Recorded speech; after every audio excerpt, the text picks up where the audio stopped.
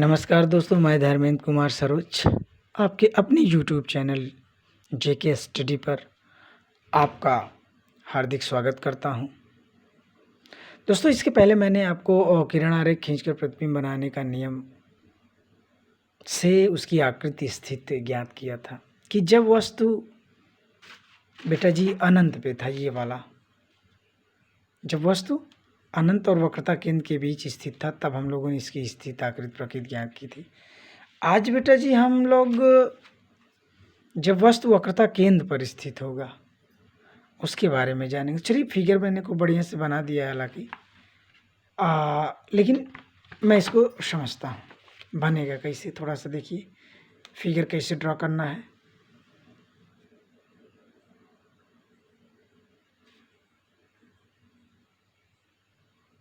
ये आपका है ना बेटा जी, ये मुख्य अक्ष है, ये वस्तु है, ठीक है। और रखी कहाँ गई बेटा? वक्रता केंद्र पर। ये परावर्तन पश्चात को बढ़िया समझिएगा, मुख्य अक्ष के समांतर जाती है, सॉरी फोकस से होकर जाती है, ठीक है। ऐसे आई, उसके बाद ये पुनः यहाँ से जाएगी इस तरीके से। थोड़ा सा देखिए, उसके बाद हम इसको ऐसे ड्रॉ कर देते हैं। ये देखिए, ठीक इसी के सामने इसको काटिए। इसी तरीके से आपको फिगर ड्रॉ करना है बेटा जी। अब यहाँ पर मुझको क्या मिला बेटा? पहला व दूसरा नियम देखिए, मुख्य अक्ष समांतर जाने वाली प्रकाश किरण परावर्तन पश्चात फोकस से होकर जाती है, एवं दूसरी प्रकाश किरण फोकस से होकर जाने वाली परावर्तन के पश्चात मुख्य अक्ष के समांतर चली जाती है, ठीक है बेटा जी। ये मैंने फिगर आपको खूब बढ़िया से समझा दिया है। चलिए, अब हम लोग लिखते हैं, कैसे लिखा जाएगा। चलिए खूब बढ़िया समझिए। ये आपका फिगर से ये ओ तथा ओ डैश आपका क्या है बेटा जी? वस्तु है। और आई तथा आई डैश क्या है? प्रतिबिंब। अगर बेटा ये आपको ना समझ में आता हो तो इसके पहले वाली वीडियो आप लोग पार्ट में देख लीजिए जी, किरण आरेख खींचकर प्रतिबिंब बनाने के लिए जो 3 नियम होते हैं, उसको खूब बढ़िया से आप लोग समझ लीजिएगा ताकि आप लोगों को दिक्कत ना हो, क्योंकि उसी 3 नियम में ये आधारित है, ठीक है बेटा जी। चलिए देखिए, अब हमको बढ़िया से लिखते हैं। ये माना क्या बेटा? पहली प्रकाश किरण और ये दूसरी प्रकाश किरण। आप लोग परीक्षा में लिखिएगा मत। यहाँ से देखिए, दोनों प्रकाश किरणें फोकस से होकर जा रही हैं। तो चलिए लिखिए खूब बढ़िया से समझिएगा आप लोग। चलिए,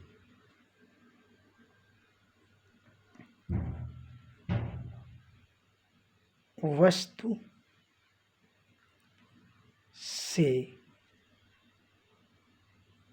निकलने वाली पहली प्रकाश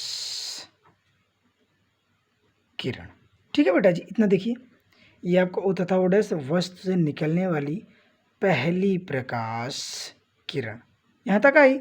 यहाँ पर परावर्तन हो रहा है तो कहाँ से गया? फोकस से। किरण देखिए क्लियर, यहाँ परावर्तन हो रहा है। देखिए, मुख्य अक्ष के समांतर चलकर ना, ये आपका मुख्य अक्ष है। देखिए, इनके बीच की दूरी दोनों समान है ना बेटा जी। चलिए, मुख्य अक्ष के समांतर चलकर, ठीक है बेटा, चलकर, ठीक है। मुख्य अक्ष के समांतर चल के यहाँ क्या हो रहा है? परावर्तन। अरे भाई देखिए, आप लोगों ने परावर्तन पढ़ा है, मान चलिए इधर देखिए, ये मैंने इसे वो कर दिया। ये वाली देखिए, यहाँ से देखिए, ये परावर्तन हो रहा है कि नहीं? हो रहा है कि नहीं? हो रहा है ना। तो वही तो मैं बता रहा हूँ। चलिए, परावर्तन, चलिए मुख्य अक्ष समांतर चलकर परावर्तन के पश्चात कहाँ से जा रही है? कहाँ से जा रही है बेटा जी? फोकस से। फोकस से होकर चली जाती है। ठीक है, ये क्लियर। अब दूसरे प्रकाश किरण के बारे में जानते हैं। ये आपका दूसरा प्रकाश किरण है ना बेटा जी। चलिए, एवं लगा दीजिए, एवं दूसरी प्रकाश किरण। चलिए, दूसरी प्रकाश किरण कहाँ से जा रही है? फोकस से जा रही है बेटा, जस्ट उसी का उल्टा। चलिए, एवं दूसरी प्रकाश किरण फोकस से होकर जाती है। ठीक है, फोकस से होकर जाती है। अब यहाँ पर भी परावर्तन हो रहा है। जब यहाँ पर परावर्तन हुआ तो ये क्या हो गया बेटा? मुख्य अक्ष के समांतर चलेगी, होकर जाती है। दूसरी प्रकाश किरण फोकस से होकर जाती है, परावर्तन के पश्चात कहाँ से जा रही? पश्चात, ये मुख्य अक्ष है ना, मुख्य अक्ष के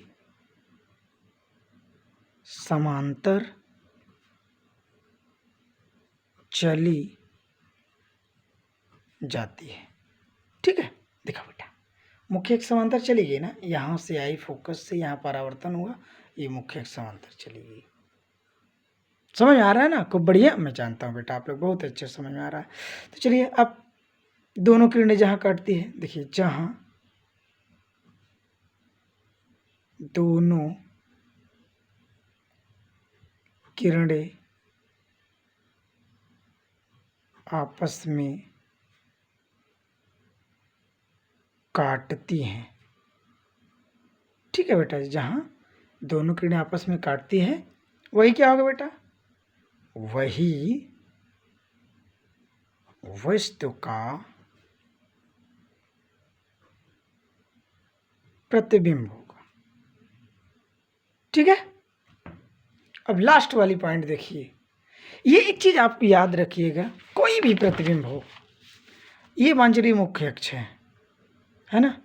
अगर प्रतिबिंब मुख्य अक्ष के नीचे कटा है तो ये आप लोग याद रखिएगा 2 पॉइंट की, प्रतिबिंब कैसा बनेगा? वास्तविक और उल्टा। ठीक है, अगर प्रतिबिंब ऊपर बना है तो समझ लीजिएगा कि प्रतिबिंब कैसे बनेगा? आभासी और सीधा। ये आपको याद रख, 2 पॉइंट याद रखिएगा। अगर मुख्य अक्ष के नीचे कोई प्रतिबिंब बनता है तो आप लोग जान लीजिएगा कि वह प्रतिबिंब वास्तविक और उल्टा बनेगा। ये याद रखिएगा। अगर ऊपर काटता है बेटा तो आभासी और सीधा, 2 ही फर्क है। नीचे आभासी और उल्टा बनेगा, और ऊपर सॉरी नीचे वास्तविक और उल्टा बनेगा, और ऊपर क्या बनेगा? आभासी और सीधा। ये आपको याद रखना है, 2 चीज़ याद रखना है। ठीक है बेटा जी। चलिए, अब हम लोग देखते हैं खूब बढ़िया से ना, वही वस्तु का प्रतिबिंब हो। लास्ट वाली पॉइंट को बढ़िया से लिखिए, ऐसी। ठीक है बेटा जी, स्थित में वस्तु का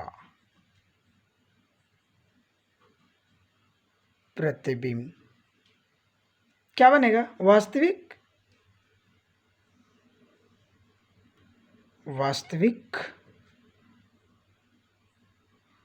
उल्टा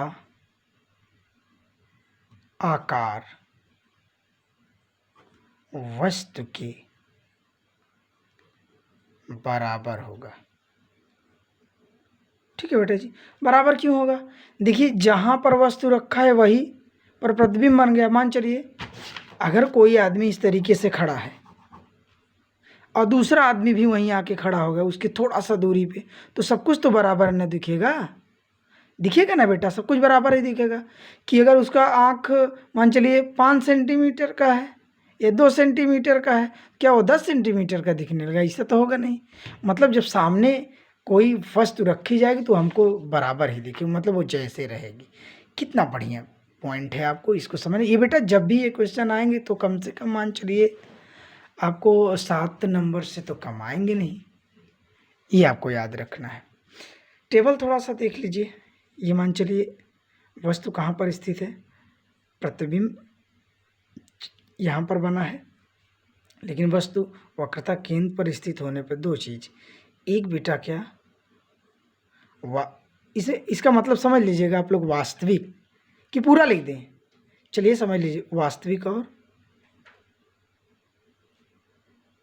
उल्टा, ये आपको याद रहा। और आकार वस्तु के बराबर बनेगा। ठीक है, ये पॉइंट आपको याद है। अगर ये 2 पॉइंट याद है तो भाई लिखना क्या है, लिखने में क्या है, जिस तरीके से फिगर बना है मुझको यहाँ तक लिख देना है। देखिए खूब बढ़िया से, वस्तु से निकलने वाली पहली प्रकाश किरण मुख्य अक्ष के समांतर चलकर परावर्तन पश्चात फोकस से होकर जाती है, एवं दूसरी प्रकाश किरण फोकस से होकर जाती है, परावर्तन के पश्चात मुख्य अक्ष समांतर चली जाती है। यहाँ दोनों किरणें काट रही ना, जहाँ दोनों किरणें काटती है वही वस्तु का प्रतिबिंब होता है। तो भाई प्रतिबिंब तो नीचे कटा है, अगर प्रतिबिंब नीचे कटा तो समझ लीजिएगा कि वास्तविक और उल्टा होगा। क्या समझेंगे बेटा, वास्तविक और उल्टा बनेगा। मतलब लास्ट वाली पॉइंट क्या लिखना है, ऐसी स्थिति में वस्तु का प्रतिबिंब वास्तविक उल्टा आकार वस्तु के बराबर बनेगा। ये आप लोग हमेशा याद रखिएगा, ठीक है बेटा जी।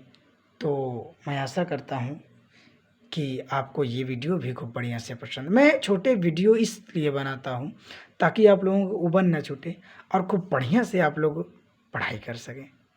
तो बेटा जी आपसे रिक्वेस्ट है कि चैनल को सब्सक्राइब, लाइक ज़रूर करिए, कमेंट ज़रूर करिएगा, ताकि किसी भी प्रकार की दिक्कत आपको हो तो आप जब कमेंट करेंगे तो वो दिक्कत आपको सॉल्व मैं करूँगा। एक तरीका नहीं आता तो मैं दूसरे तरीके से बताऊँगा, लेकिन बताने की पूरी कोशिश रहेगी जिससे आप लोग को बढ़िया से पढ़ सकें। धन्यवाद। जय माता सरस्वती। आपका दिन, आपका समय महत्वपूर्ण है और मैं माँ सरस्वती से यह आग्रह करूँगा कि आप लोग सदैव खुश रहें और इस नोट्स को पढ़कर बढ़िया बढ़िया नंबर मिले आपको। जय माता सरस्वती और आपका दिन मंगलमय हो।